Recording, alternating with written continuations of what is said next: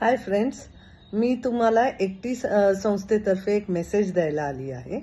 Environment day जवळ आलेला आहे. त्यानिमित्ताने एकटी संस्थेने एक प्रोजेक्ट घेतलेले आहे हातात. जून 5 ते 8 ह्या दरम्यान शाहू स्मारकच्या समोर एक रिसायकलिंग वॉल असा आम्ही एक प्रोजेक्ट घेतलेला आहे.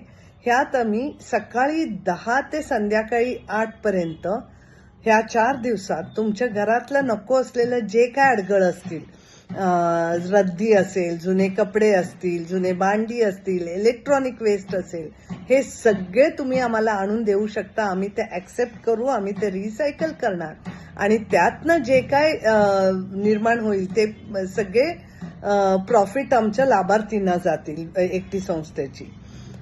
ह्याच दरम्यान आम्ही शाहू स्मारकमध्ये रिसायकल केलेले